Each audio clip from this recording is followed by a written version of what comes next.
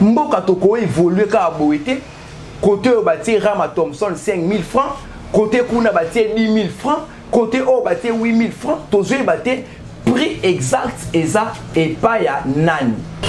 Comment nous pouvons fuir ces pays? Tokenaka en Europe, Tokenaka en Amérique.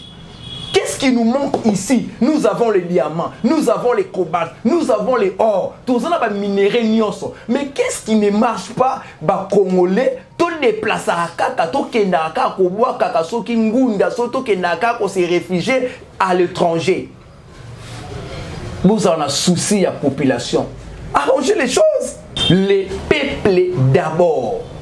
Est-ce que le pouvoir est toujours au peuple? Est-ce que les peuples d'abord, et Zaka Kosa Nissa Nango, tout et comment nango les ministres d'abord, tout et comment nango les députés d'abord, tout et comment nango les DG d'abord. Le président Félix Antoine Tshisekedi, où en sommes-nous avec les Congo, Allemands d'Afrique? Au promettant qui va Congolais, qui RDC, la Allemagne d'Afrique, où en sommes-nous?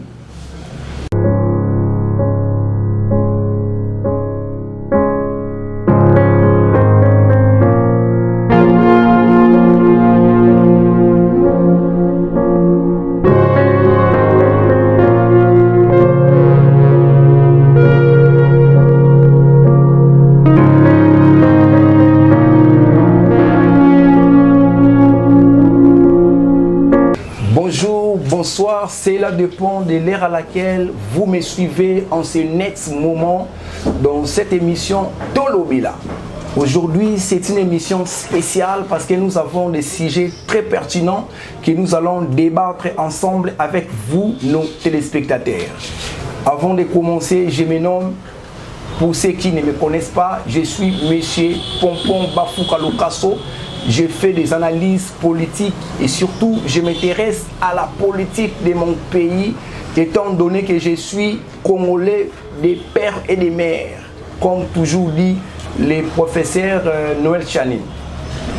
Avant na banda maso na biso ya lelo na koloba na ba imboka tozana masolo moko très important. Nous avons des sujets vraiment importants. Premièrement, tokolobela makambu, il y a loi. Parce que c'est une question d'actualité, loi Oyo, Tini Pouloulou, le député, Noël Chani, outil qu'on déposé, c'était hier, dans le bureau de la présidence de l'Assemblée nationale, président Mbosso. Et puis, deuxièmement, dans le sujet autocolobila, comment les pays avancent. Mboka ils ont avancé, ma bémakasi.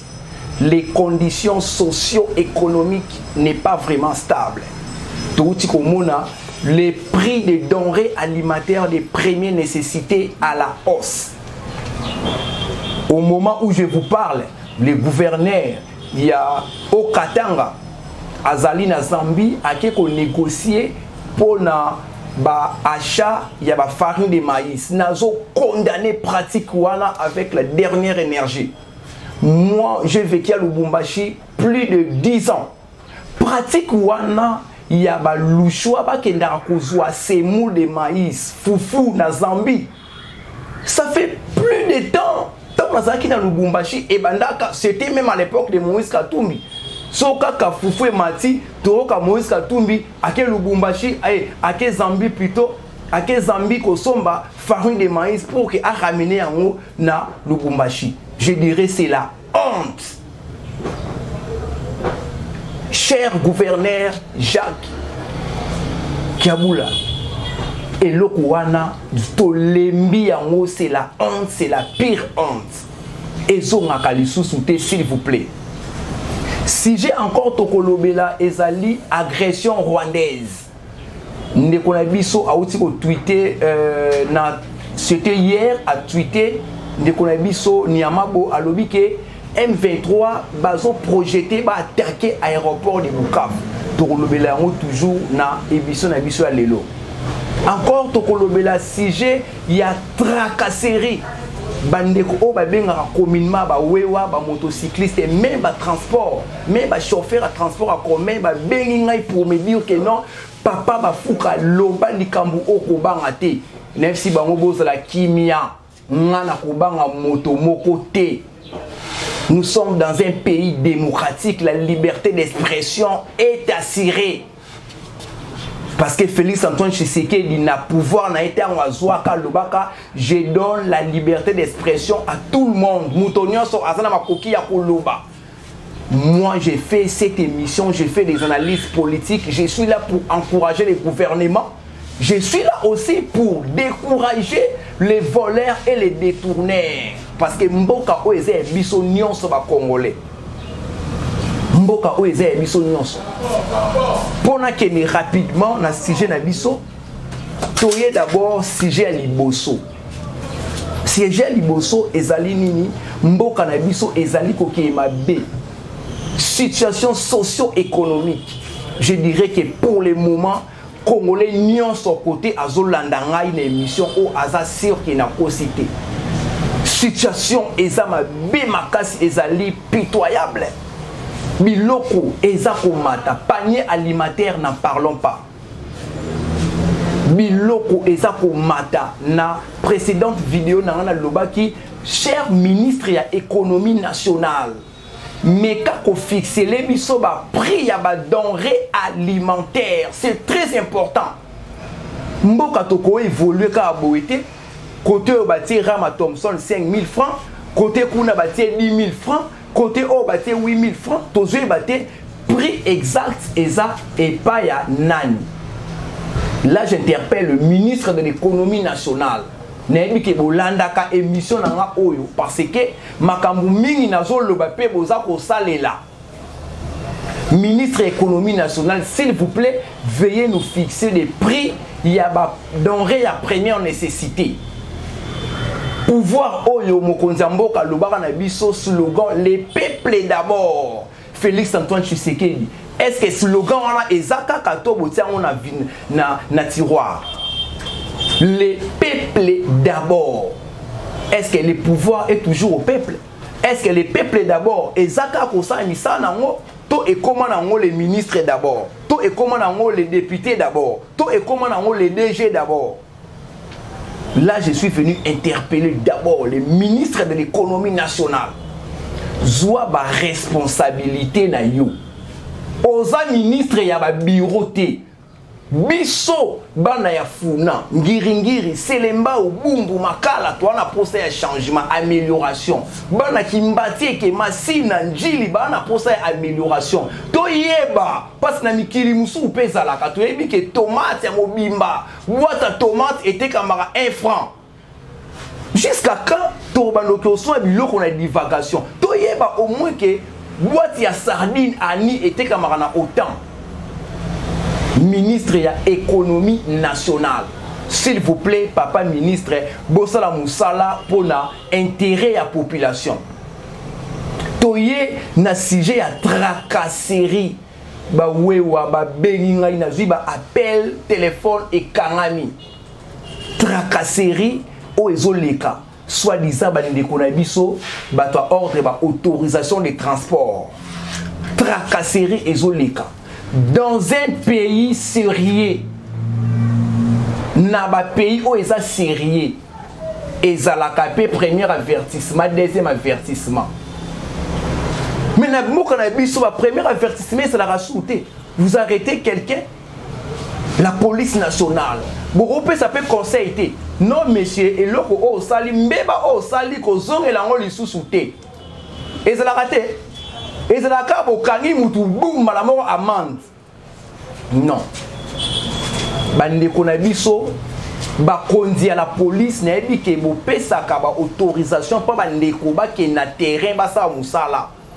Bomeka côté ya bande ko o baza na terrain pour que ba sa musala wana e pesa honneur pour na mboka. Bo sa système te ke ozana biso okota na biso makelemba. Tozana makelemba faut chaque jour na zo mbongo wana to sunga pe mboka te makelemba oyo sala wana etali biso te so sala makelemba 20 minutes 5 minutes on s'en fout de ça biso zona pour ça botika ba imboka ba chauffeur ba motard ba sa musana bango dans la tranquillité parce que bazo sunga mboka parce que toza pe na ba bis ya transport en commun te Autoro, mettez la tolo, non, gouvernement, et sur 1500 bis. Ce sont des motocyclistes, ce sont des transports en commun, privés. Ne pas appeler que sur la population, se déplacer. Toye na sujet oyo ya et puis ça va pas si sujet autour na zo résonnant et ça là que na le bamboka na vraiment qu'est-ce qui ne va pas sujet à détournement papa IGF inspecteur général Gilles Alinguete où en sommes-nous avec les détourneurs où en sommes-nous en sommes-nous avec les détourneurs? Koyoke la détourneur mawate. Koyoke la bango mawate parce que bazo piller mbongo ya ba 2 minutes. Donc ba yi ba 5 millions, ba 20 millions ana. Et ça la mbongo mutu mo côté. Vous en a souci ya peuple. Peuple azo souffrir. Vous en a mawa ya peuple. Il n'y a pas des hôpitaux. Ba route et au salama mais nazo lobelango matin midi soir entretien des caniveaux exaté ba route et au salama bien certes et au salama mais entretien des caniveaux exaté mboke zo tambola ndenge nini entretien des caniveaux ba caniveaux et ça n'a pas bouché na ba ndeko ya OVD na zoé baté qui sont censés entretenir des caniveaux na zoé baté vraiment responsabilité on a payé ça et pas nani na payé ça on a hôtel de ville Gentini Ngobila gouverneur to na payé ça yango na batu ya OVD na payé ça yango ba nani inspecteur général Gilles Alinguete. Où en sommes-nous avec les détourneurs? Tout est comme on Nekomoko ya ministre Oyo, Aïba Kambongo Ebele, Yabana Kelasi. Pour la gratuité de l'enseignement, il y a Félix Antoine Tshisekedi. Nekoana Ibaka des millions de dollars. À tout à Tolo, qui à part Kabila, ça kabiliste de sang. Mais où en sommes-nous avec son dossier? Mboka Oezo Sabiso Sony. Nous allons parler parce que le pays nous appartient. Mboka Oezo Biso Nyon Sotokoloba. Où en sommes-nous avec cet Américain? Enfin, le Barakaza pas américain, Bakangara est sur la Brazza, je ne sais pas citer les noms des gens ici. Je n'ai même pas le temps de citer les noms des gens qui font la honte. Yamboka Oul. Où en sommes-nous? Où en sommes-nous avec les dossiers Yasnel, Makala, Bandal, Ngiri, Bakomine Bele, Kourez à la raté, Yonde Kobape, Siyombongo pour que o accompagner vision, ya chef de l'État, aux autres détourner Mbongo. Ah! Mon Dieu, quel pays! Nous luttons contre l'impunité dans ces pays. Nous sommes là pour lutter contre la corruption, contre les détournements. Toyo Karata Soni Mboka Nabiso, jusqu'à quand les politiciens, jusqu'à quand les autorités ont conscience ya Mboka. Lelo Matata Po ne pas comme donner des leçons, mais il fut premier ministre dans ces pays. Lelo Adolphe Mouzito, pas comme Koloba, mais il fut premier ministre dans ces pays. Je ne suis pas contre l'opposition, je ne suis pas contre la majorité. Pour les politiciens, nous sommes Koloba. Parce que ceux qui se retrouvent dans ce stade, il y a Mboka et comme une impunité, c'est à cause des politiciens qui ont détruit Mboka. C'est à cause des politiciens. Lelo Oto, comme Romona. Matata Ponyope, à lobby, à salipe marche. Mais il fut premier ministre ici dans ces pays. Où en sommes-nous avec Congo Airways? Où en sommes-nous avec les locomotives Nakatanga pour na train? Donc, Congolais sont à PCA, Tachmo, Asala, Azara a idée à détourner. Projet Z 80 millions, Azara a posté à la 40 millions.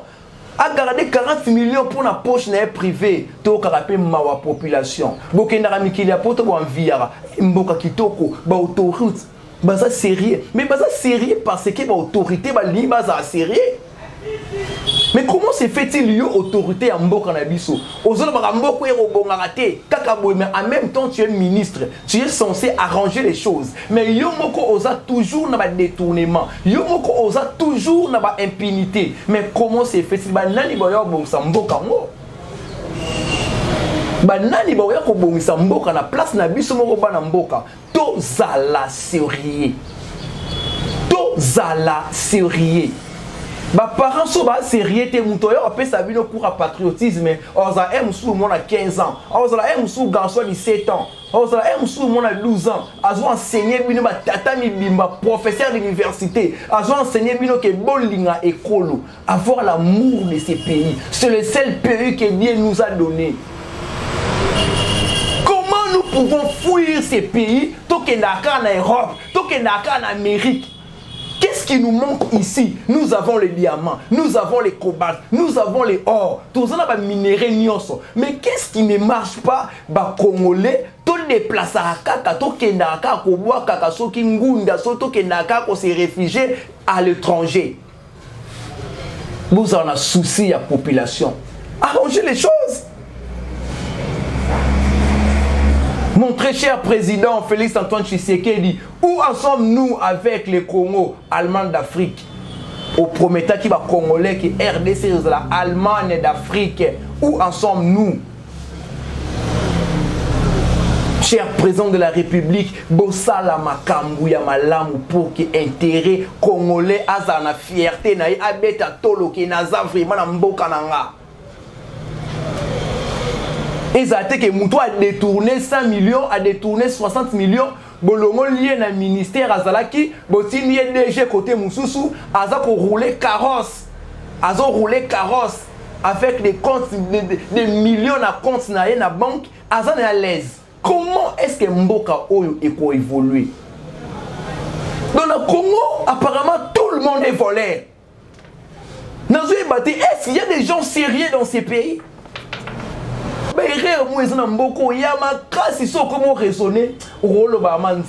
J'ai maudit ma nationalité congolaise. Mais vu que nous sommes les Congolais, tu ne peux pas avoir de tels propos. C'est comme si le président de la République a trop chargé. Mais bateau à Kozana Bango, n'a pas raté vraiment. Tolinga et Kolonabiso. Moi, je vais commencer à donner les cours de patriotisme à nos dirigeants. Vous avez des milliers de dollars. Vous avez des millions de dollars. Chaque jour, il y a des détournements dans ces pays. Mais qu'est-ce qui ne va pas? Vous avez acheté des immeubles partout, en Europe, en Amérique, partout. Vous achetez des immeubles. Mais arrangez aussi le Congo. Notre aéroport d'Njili, c'est l'aéroport qui fait la honte. Nazo lobayango kaka chaque jour, nako lembaro lobayango te. L'aéroport d'Njili fait la honte de ces grands pays. Aéroport à Baninga Moussous. Vous ne pouvez pas copier l'aéroport à Baninga Moussous. Vous copiez le Makambwa bien. Qu'est-ce qui ne marche pas? Dans le sujet, il y a projet, il y a Noël Chani, na Tingi Pouloulou, député national. Baouti Kozala na EPA, il y a président Mbosso de l'Assemblée nationale. Baouti remettre le dossier wana. Projet, il faut Kozala Congolais des pères et des mères pour na ozo poste locaux là-bas, président de la République et tout qu'on sort. Est-ce que cela est important? Je ne sais pas. Là, c'est aux politiciens. Est-ce que cela est important pour le moment? Il n'y a pas de loi importante plus que ça. Parce que loi wana Félix Antoine Tshisekedi apparemment a boyaki yango. Mais pour le moment, tout le monde, Noël Chani, initiateur de la loi, basali même route na Tingi Pouloulou, na bureau ya président Mbosso, Assemblée nationale, pour n'a pas déposer loi wana. Je me pose la question, est-ce que pour le moment, cette loi est vraiment importante? Elle est vraiment cruciale. Nous avons des priorités. Je signale que Moïse Katumbi fut gouverneur na Katanga. Est-ce que cette loi est vraiment importante pour le moment? Dans tout ce qui se passe dans notre pays, Est de la République, Kuna Ezali toujours na bousculade. M23 a dérangé Bisso. Quant à moi, je pense que nous devons d'abord fournir un effort na Bisso Nyon sur l'Est de la République pour que Mboka na Bisso soit protégé.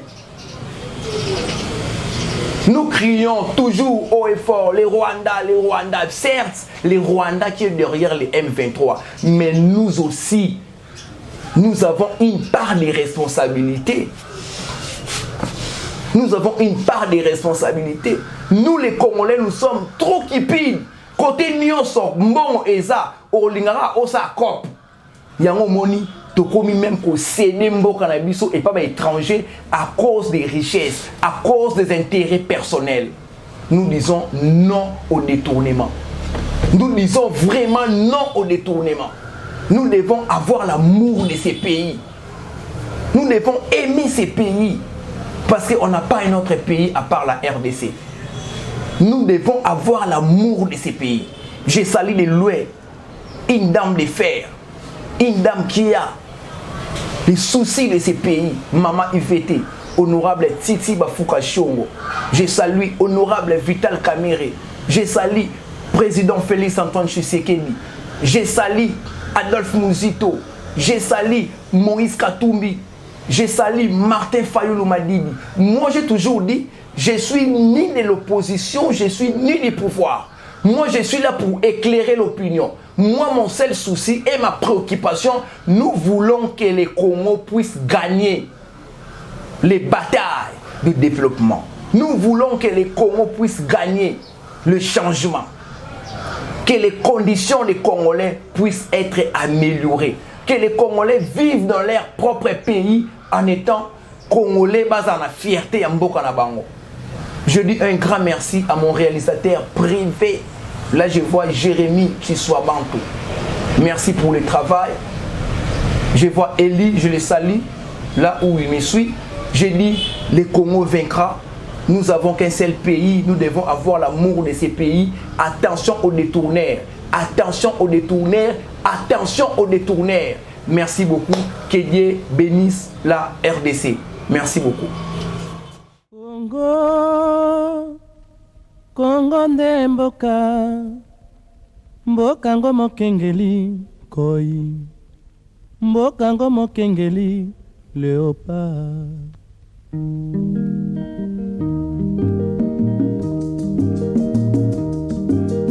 Mikolo tosekanaki na mosolo ya mboka Congo ekoki, tofungwani misolelo, tomoni bozoba nyonso tosali po ya kobongisa Congo avenir. Ebongi tosala moto nyonso ata mwana. Congo ya mosolo mpembe ya nzoku, Congo ya bwanya kasa ya mbila, Congo ya makasi moto ya nkoi.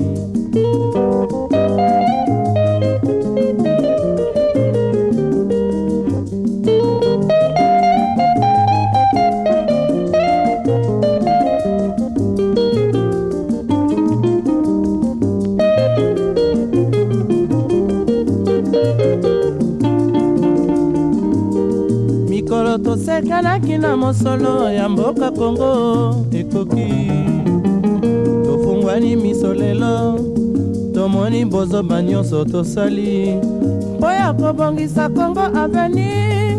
Ebongi tosala moto nyonso ata mwana.